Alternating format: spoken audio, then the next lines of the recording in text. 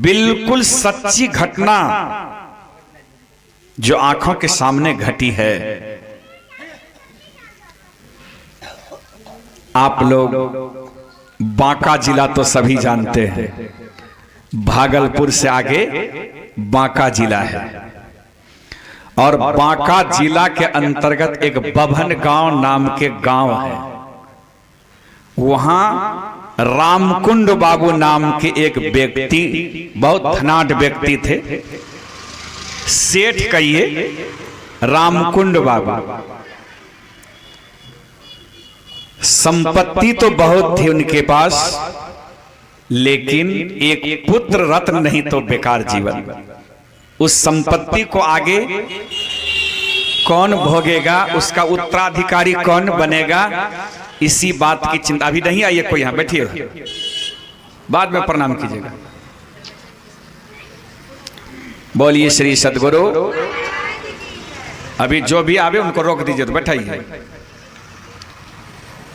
तो उनके पास संपत्ति बहुत थी,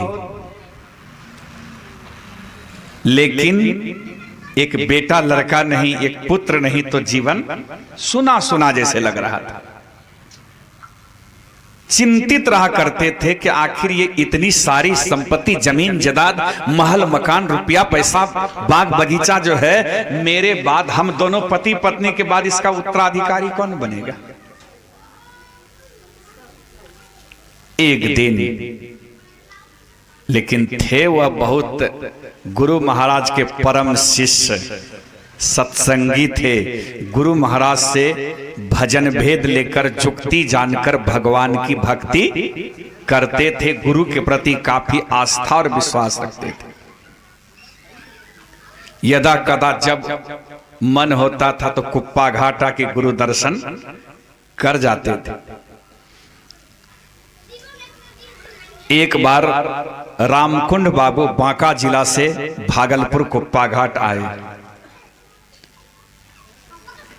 और गुरु महाराज को प्रणाम किए और बड़ा ही विनम्रता पूर्वक विनती स्वरूप कहने लगे, हुजूर आपकी कृपा से तो हमें बहुत कुछ है हुजूर, किसी वस्तु की कोई कमी नहीं है, लेकिन एक बात खटकते रहता है हुजूर, सब कुछ तो है, एक पुत्र नहीं है तो कुछ नहीं, सुना सुना जीवन लगता है। हुजूर अगर दया हो जाता, आप कृपा कर देते तो मेरे यहाँ एक पुत्र रत्न हो जाता, तो फिर जीवन मेरा और खुशहाल हो जाता। बड़ा विनम्रता पूर्वक मस्तक झुका के जो रामकुंड बाबू कहने लगे, श्रद्धालु सत्संगी थे। गुरु महाराज भी मौज में आ गए। गुरु महाराज मौज में आ कहते हैं, रामकुंड बाबू आप चिंता नहीं कीजिए, मेरा आशीर्वाद है, हम शुभकामना करते हैं तुम्हारे लिए कि तुम्हारे घर में एक पुत्र रत्न होगा। आशीर्वाद करते हैं। आखिर रामकुंड बाबू दोनों पति पत्नी घर गए। समय पूरा होने पर सचमुच में रामकुंड बाबू की धर्मपत्नी एक पुत्र रत्न को जन्म दी। बड़ी खुशी का तो वारा पार नहीं रहा। रामकुंड बाबू आके गुरु महाराज को सूचना दिए, गुरुदेव आप आशीर्वाद जो दिए थे, कृपा किए थे हुजूर, सचमुच में हमें एक पुत्र रत्न मिल गया। हुजूर अमुक तारीख को छठी है, चल करके सत्संग भजन कर दी। गुरु महाराज स्वीकार कर का ठीक है रामकुंड, बड़ी श्रद्धालु सत्संगी थी। का ठीक है, मैं छठी के दिन अवश्य आऊंगा और सत्संग करूंगा, तुम जाओ समुचित व्यवस्था करो। रामकुंड बाबू गए, सारी व्यवस्था की, व्यवस्था करने में कोई कमी नहीं, सारी व्यवस्था की। गुरु महाराज गए, छठी के अवसर पर धूमधाम से सत्संग किए, भोज भंडारा किए, दान दक्षिणा दिए। गुरु महाराज भी खुशी खुशी फिर अपने आश्रम कुप्पा घाट आ गए। उसी के दौरान रामकुंड बाबू गुरु महाराज से यह विनती कर दिए थे कि हुजूर, आपकी कृपा से जो हमें पुत्र रत्न की प्राप्ति हुई है, इस बार तो हुजूर पधारे, सत्संग हो गया। अब इस लड़का के जन्मदिन के शुभ अवसर पर हर वर्ष हुजूर कृपा करेंगे, मेरे यहां आकर सत्संग भजन कर देंगे। गुरु महाराज स्वीकार कर लिए। साल लगने के बाद रामकुंड बाबू फिर गुरु महाराज को जानकारी दिए कि हुजूर अमुक तारीख को लड़के का जन्मदिन है, तो कृपा कीजिए चल के सत्संग कर दीजिए। गुरु महाराज फिर स्वीकार कर गए, कहा ठीक है जी, जाऊंगा मैं, तुम जाओ, व्यवस्था करो। रामकुंड बाबू आ गए अपने घर।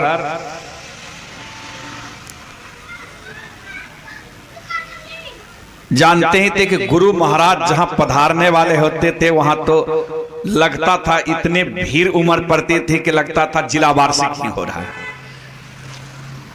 इसलिए रामकुंड बाबू बहुत विशाल एक पंडाल का व्यवस्था किए, लाउड स्पीकर की व्यवस्था किए, बिजली बत्ती, भोज भंडारा, ये सारी व्यवस्था किए। बहुतों सत्संगियों को जानकारी दिए, निमंत्रण दिए कि मेरे यहाँ अमुक तारीख को मेरे बच्चे के जन्मदिन के शुभ अवसर पर गुरु महाराज पधार रहे हैं, आप तमाम सत्संग प्रेमी, धर्म प्रेमी भी आइए मेरे यहाँ सत्संग करने, गुरु दर्शन करने। तो सत्संगी लोग भी, अब कल सत्संग होना है, कल सुबह से सत्संग होना, कल दोनों पारी का सत्संग है, गुरु महाराज आएंगे, तो आज ही शाम तक बहुत सत्संगी पहुंच गए पंडाल में, जाकर अपना सीट ले लिए। सारी तैयारियां हैं। अब सुबह गुरुदेव अपनी गाड़ी से वहां पहुंचेंगे और सुबह का सत्संग प्रारंभ होगा, भोज भंडारा होगा, फिर अपराह्न कालीन सत्संग होना है। सारी समुचित व्यवस्था है। सबों के अंदर में खुशी की लहर दौड़ रही है।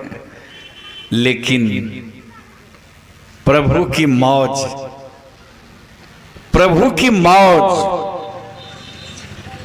4 बजे भोर होते होते, 4 बजे भोर होते होते वह लड़का जो गुरु महाराज के आशीर्वाद से जन्म लिया था, वो लड़का 4 बजे भोर होते होते शरीर त्याग दिया।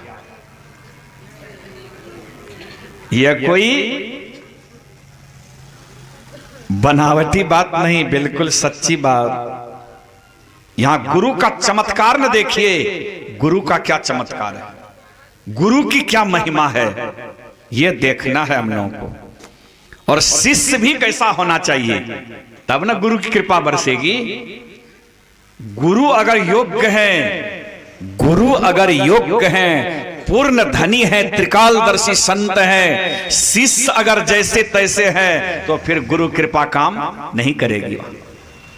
शिष्य भी योग्य होना चाहिए, शिष्य भी श्रद्धालु होनी चाहिए, विश्वास करने वाला शिष्य होना चाहिए, उबना नहीं चाहिए।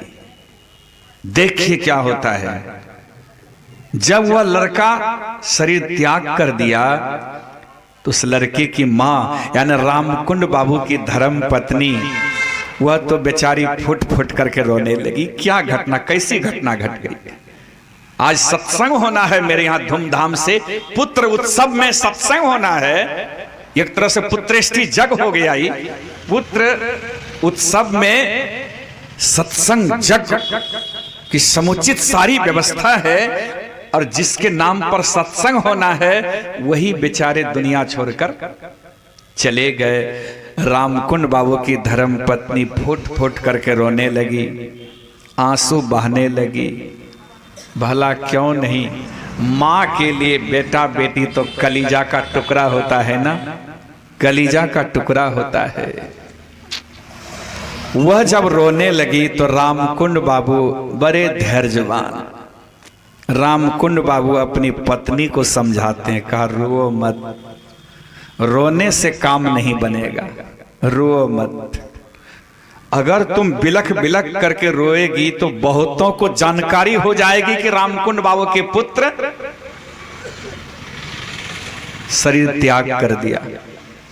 जिस पुत्र के उत्सव में जन्मदिन के शुभ अवसर पर इतना विशाल सत्संग का आयोजन रखा गया है, लोगों के श्रद्धा पर भी ठेस पहुंच जाएगा कि कहां रामकुंड बाबू जिस पुत्र के जन्मदिन के शुभ अवसर पर सत्संग जग गुरु महाराज को बुला रहे, और वो बेचारे लड़का वो दुनिया छोड़ के चला गया, तो कहां गुरु महाराज उनकी रक्षा कर पाए, कहां बचाए गुरु महाराज। ठेस पहुंचेगा, इसलिए रो मत, नहीं तो कानों कान सबों को जानकारी हो जाएगी। सत्संगी लोग फिर जो भी आए हैं लौटकर चले जाएंगे कि अब सत्संग नहीं होगा, ऐसी घटना घट गई। अब गुरु महाराज को भी अगर जानकारी होगी तो गुरु महाराज भी नहीं आएंगे, सत्संग जग नहीं हो पाएगा। इसलिए एक काम करो, इस लड़का को उठाओ, एक कमरे में ले जाकर पलंग पर इसको चित लेटा करके सुला दो, और ऊपर से एक चद्दर ढक दो, उस कमरे में ताला लगा दो ताकि कोई जाने नहीं। उस कमरे में जाएगा कोई तब ना देखेगा। उसको लेटा दो, चद्दर ओढ़ा दो, उस कमरे में ताला लगा दो। और अब तो कुछ ही देर के बाद गुरु महाराज की गाड़ी पहुंचने वाली है, सारी व्यवस्था है। आज गुरु महाराज को आने दो, सत्संग यज्ञ होने दो, भोज भंडारा होने दो, सब संपन्न हो जाएगा। गुरु महाराज की विदाई कर देंगे। गुरु महाराज अपने आश्रम भागलपुर कुप्पा घाट पहुंच जाएंगे। सारे सत्संगी भी अपने अपने घर चले जाएंगे। तब कल होकर के हम लोग पुत्र शोक मनाएंगे और पुत्र का दाह संस्कार करेंगे। फिर आज मत करो कुछ, और रो भी मत, नहीं तो लोगों को जानकारी हो जाएगी। आखिर रामकुंड बाबू की धर्मपत्नी भी समझदार थी, समझ गई बात, सत्संगी थी वह, बहुत समझदार थी, समझ गई बात को। जैसा रामकुंड बाबू किए वैसा ही हुआ।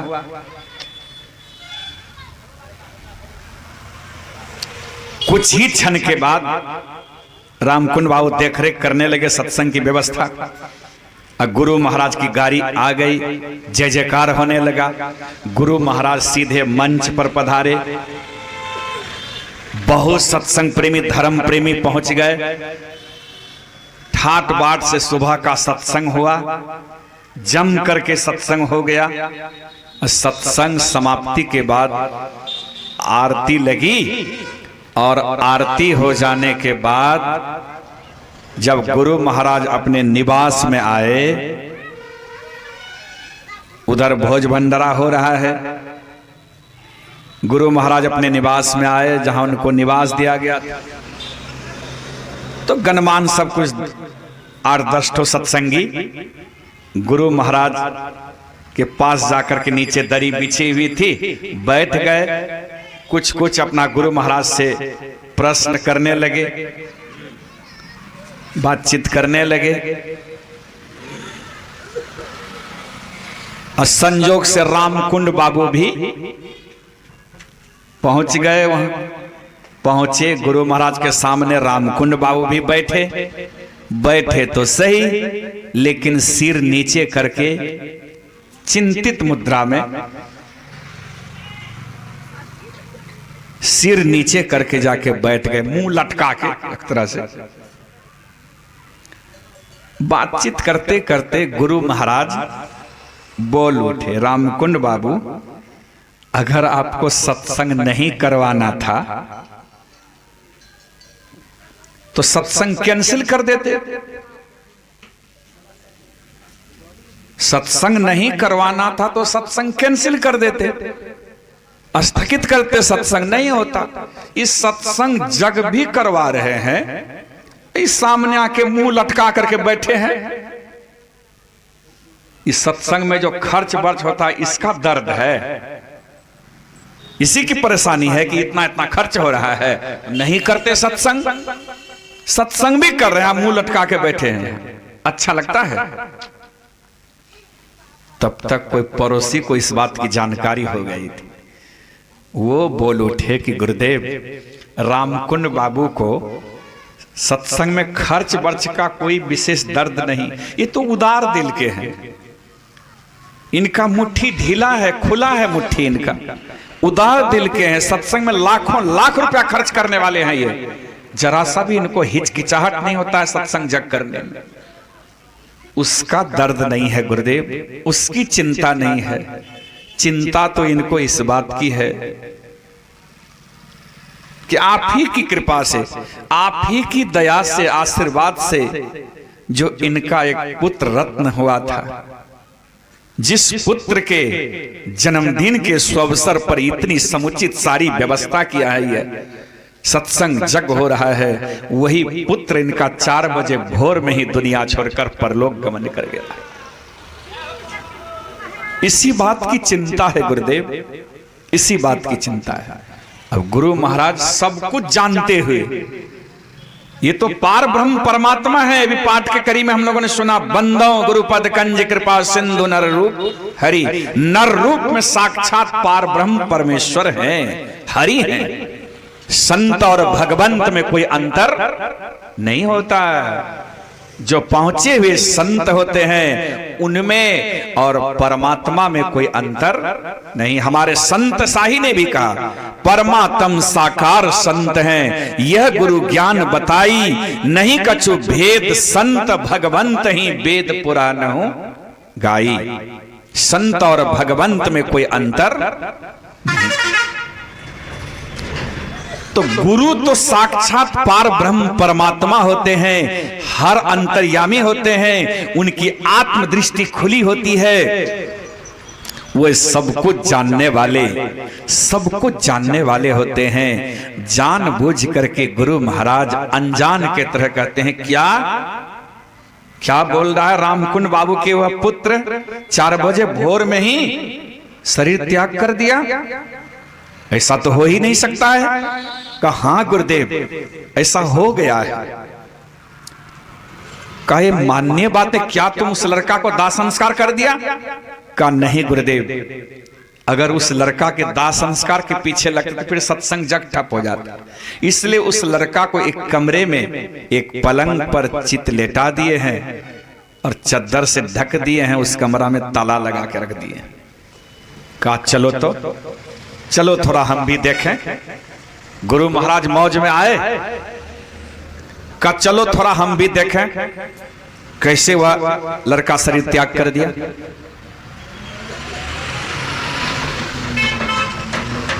लोग आगे आगे, गुरु महाराज छड़ी रखते थे ना, हाथ में छड़ी रखते, नीम की छड़ी रखते थे, छड़ी लिए और कोई व्यक्ति, कोई श्रद्धालु भक्त गुरु महाराज के चरणों में एक गुलाब का फूल लाके चढ़ाए थे। गुरु महाराज उस गुलाब का फूल उठाए और हाथ में छड़ी लिए, कहा चलो रामकुंड बाबू दिखाओ तो थोड़ा वो लड़का कहाँ है।